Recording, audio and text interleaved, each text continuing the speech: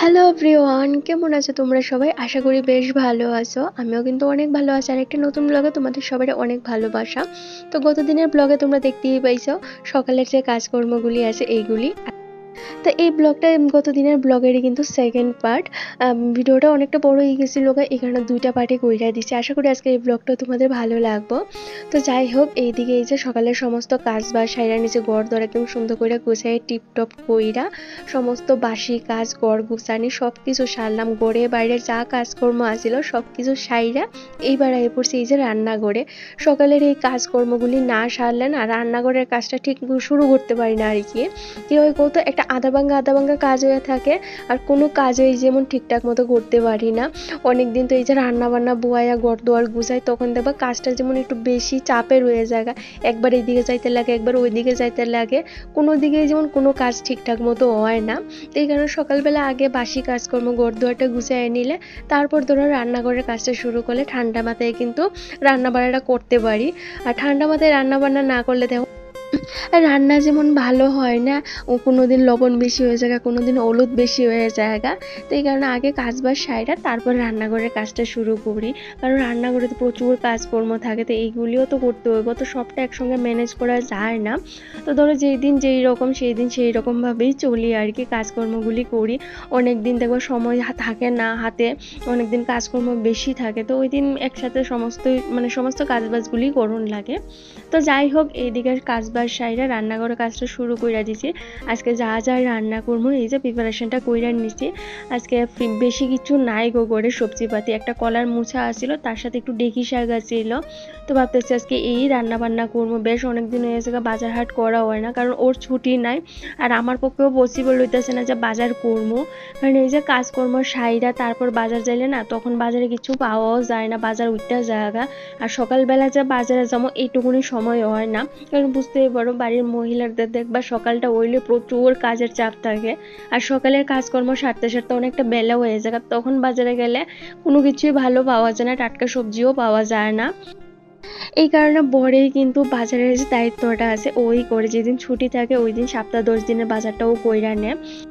আর আজকে রান্না করবো কলার মোচার ঘন্ট নিরামিষ, তার সাথে ডাল করবো, বরবটি সিদ্ধ দিয়েছি ভর্তা করবো, আর এই যে ডেকি শাক ভাজা করবো। তো এদিকে তো দেখতে পেলাম আমি রান্নাও বয়ে দিচ্ছি, কি কি রান্না করবো তোমাদের এটাও কইয়া দিলাম। একদম সবকিছু কাইটা বাইটা রেডি করে নিচ্ছি। আজকে একদম সিম্পল রান্না বাড়া বল, এক সপ্তাহের উপরে হয়ে যাবো, কোনো বাজার হাট করা হইতেছে না, পরে কিচ্ছু বলতে কিচ্ছু নাই।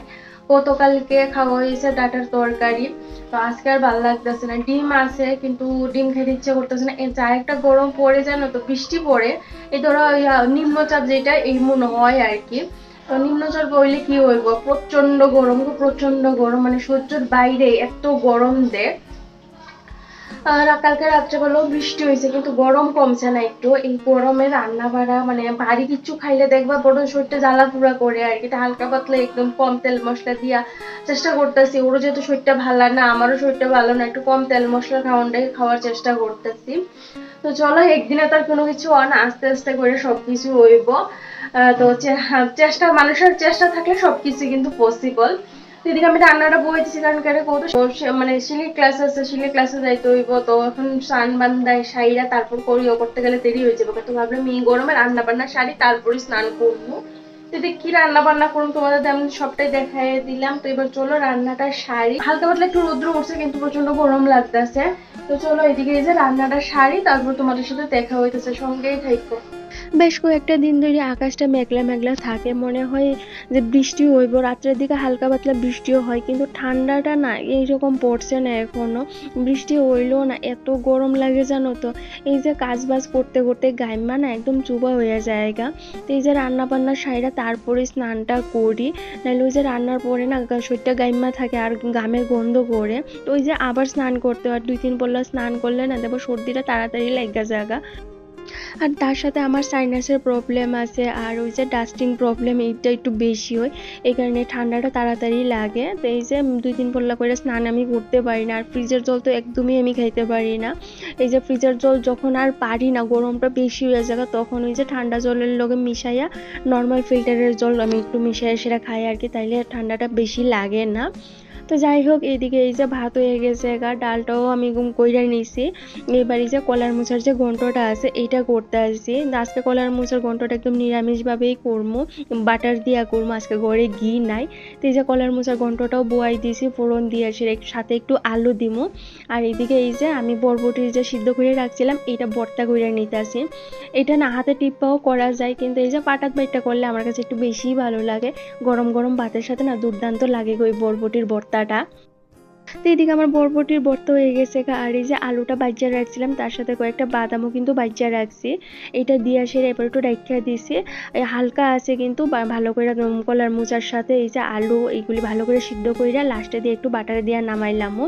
তো এইদিকে যে রান্না করতে করতে আমি রান্নাঘরের আশপাশটা পরিষ্কার করে নিতে আসছি, গ্যাসের সাইডগুলি এইগুলি যদি রান্না করার পরে পরিষ্কার করতাম যায় অনেকটা বেশি কাজ লাগে আমার কাছে।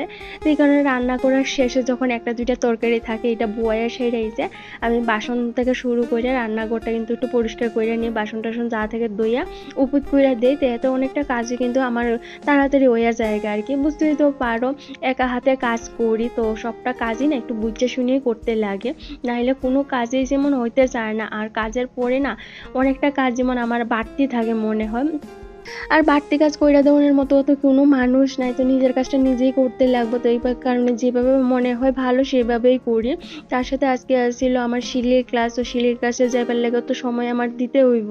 তো ওই যে 4টার আগে সব কিছু খাওয়া দাওয়াতে শুরু করে সব কিছু শেষ করতে হইব। অযথা বইয়া থাইকা বা এদিক সেদিক ঘুরে সময় নষ্ট না কইরা কাজগুলি কইরা লাইলে কিন্তু আমার লেগে ভালো হয়। তো এইদিকে আমি স্নান দান সাইরা ঠাকুর সেবা দিয়া দিছি। তারপরে এই যে বাইরে দেখতেছি এখানে কাকিমা মানে নারকেল গাছটা পরিষ্কার করাইতেছে। এদিকে এত বৃষ্টি হয়েছে জানো তো, এই যে ডেইলি এখান থেকে একটা দুইটা করে ডাগা পড়ে। আর আমার এখানে পেঁপে গাছটা আর একটা মরিচ গাছ আছিল, এটা বাইঙ্গা না একদম জর্জর হয়ে গেছে গা। তো কাকিমা এই যে এই নারকেল গাছটা পরিষ্কার করাইতেছে পিছনের দিকটার। তো স্নান দান সাইরা কয়েকটা জামা কাপড় আছিল কালকে, এটি কালকে ধুয়ে দিতে পারছি না, ওই বৃষ্টির 2-3 বার বৃষ্টির দৌড়ানি আমি খাইছি। আর কিটা হয়েছে জানো তো, কাপড় একবার মেইলা দিয়েছি সকালবেলা, আগের দিনের কাপড় এগুলি দেখি মেইলা আধা ঘন্টা হয়েছে না, আবার জোর জোরে বৃষ্টি শুরু হয়ে গেছে গা। তারপরে গিয়ে আনলাম, তারপর থেকে আবার রোদ্র উঠছে, আবার দিছি, আবার একটু পরে 5-10 মিনিট পরে আবার গিয়ে সেটা কাপড় আনতে হয়েছে। এভাবে 2-3 বার বৃষ্টির দৌড়ানি খাইছি, মানে আদা শুকনা আসছিল, তো এখন যদি আবার বৃষ্টির মধ্যে রাখা দেয় তাইলে আবার ভিজে যাবো। এই কইরা কইরা কালকে আর সাহসই হয়েছে না যে জামা কাপড় কাচমু।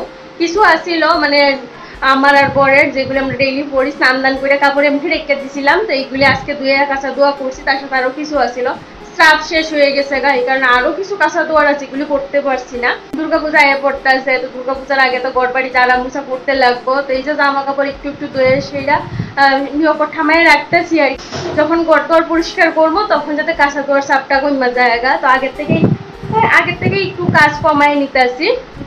তো ওইদিকে দেখতে পাইলা মিলটা দিয়ে আইছি। আর এদিকে বাইরের অবস্থা দেখতে পাইছো, কাকিমা নারকেল গাছ পরিষ্কার করাইতেছে।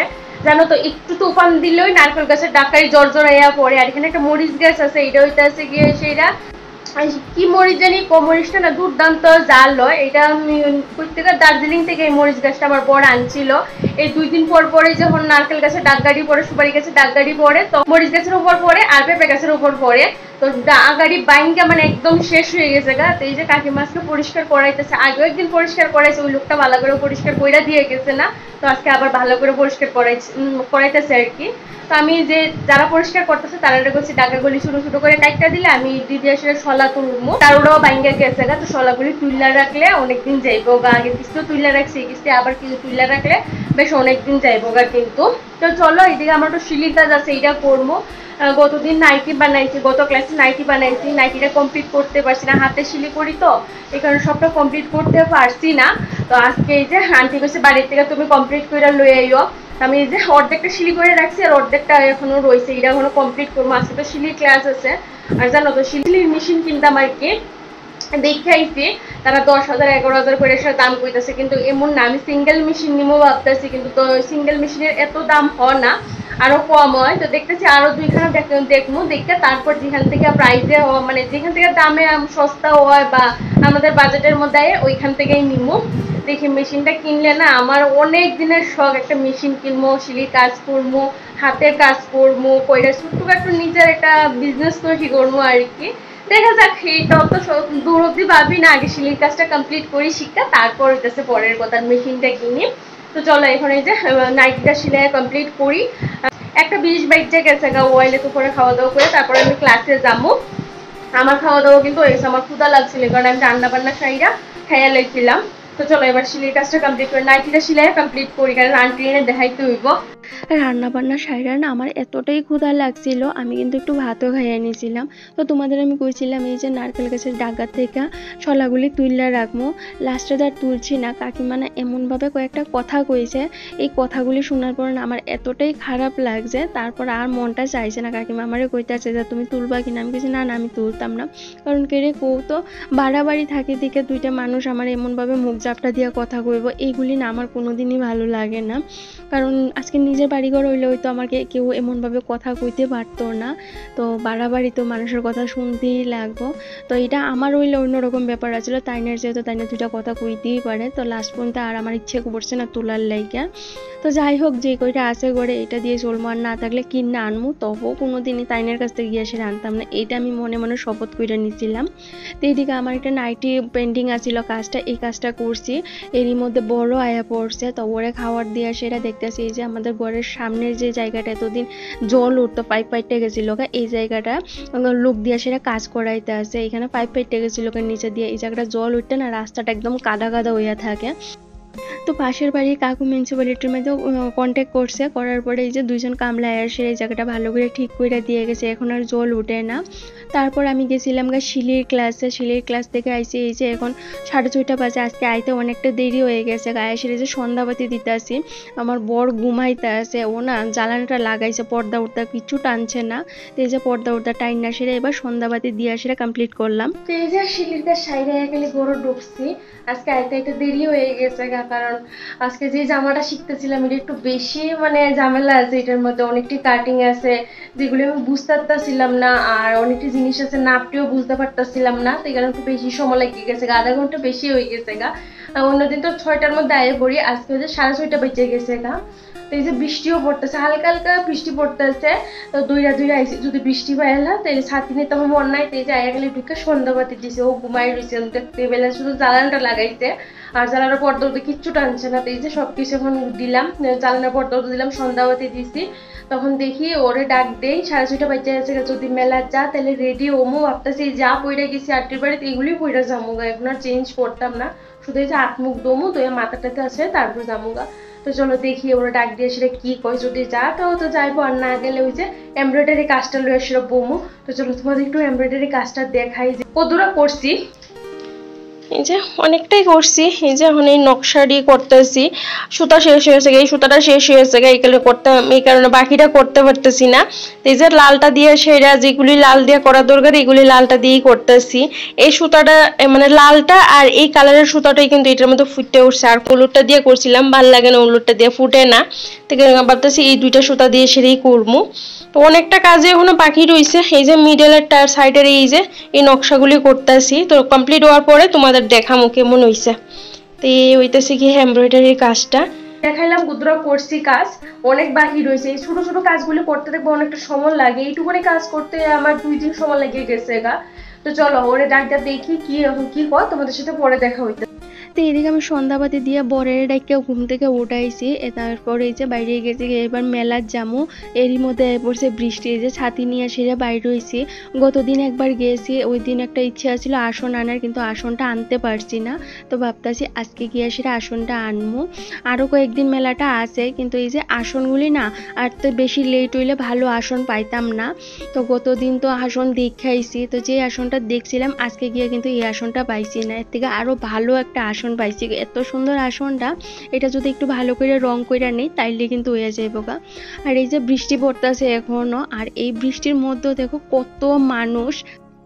আর যে মেলাটা গেছি এই মেলাটা কিন্তু রাজবাড়ির অনেক দিন পুরানা মেলা, প্রায় 500-600 বছরের পুরানা মেলা, প্রত্যেক বছরই হয়। আর এই মনসা পূজারে গেড়ায় সেরা এখানে কিন্তু টানা 7 দিন একটা মেলা চলে। এখানে বিশেষ করে লোকাল যে মার্কেটগুলি আছে বা লোকাল যে মিস্ত্রিগুলি আছে তাদের হাতের জিনিস না বেশ ভালো পাওয়া যায়, এখানে কাঠের জিনিস, তার সাথে অনেক নিত্য নতুন জিনিসগুলো এখানে পাওয়া যায়। তো আমি কিন্তু বেশ কয়েকটা জিনিস এইখান থেকে আনছি, আগের দিন যখন গেছিলাম তখন 4 কাপ তার সাথে আরও টুকটাক অনেক কয়টা জিনিস আনছি। তো আজকে এরকম কিছু নেওয়ার নাই, বিশেষ করে আসনটা নেওয়ার লেগে কিন্তু গেছিলাম, গুরুদেবের আসন। তো মেলার ভিতরে ঢুকছি, ঢুকে সেটা দেখি এখানে না মূর্তিটা ফালাই দিছে। তো এই কারণে যে আশপাশের দোকানগুলি ঘুরে ঘুরে দেখতেছিলাম। বৃষ্টি পড়তেছে, বাড়ি থেকে স্কুলে এসে অনেক বৃষ্টি পড়তেছে। এই যে ছাতি নিয়ে ঘুরতেছি, কালকে ঘুরা হয়ে গেছে গা আগে, আজকে আবার একটু ঘুরে দেখলাম। বৃষ্টি পড়তেছে, চলো ঠিক আছে, ভিতরে যাইতাম না, বাইরে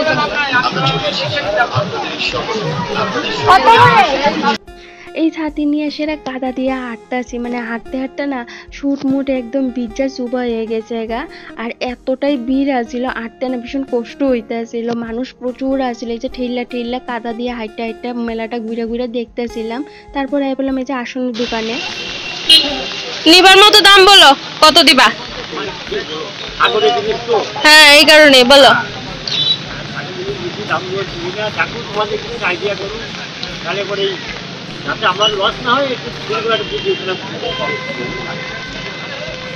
এই যে শোপিস গুলি কত করে দিলা? এই শোপিস গুলি?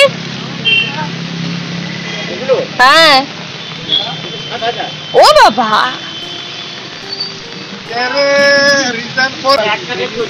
হ্যাঁ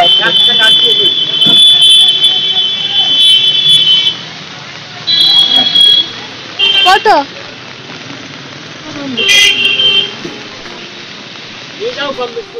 তো আমরা আসনের দোকান থেকে কিন্তু আসনটা দামাদড়ি কইরা সেরা কিনা নিয়েছি। তারপরে এই যে দাদাও আইছে, তো দাদা আগে গেছে না, আমরা গেছি দিকে আমাদের সাথে দাদাও গেছে। তো দাদা এখান থেকে একটা র্যাগ লইছে, আমাদের ঘরে যে এরকম র্যাগ আছে এইরকম সেম টু সেম র্যাগই কিন্তু দাদার লইছে।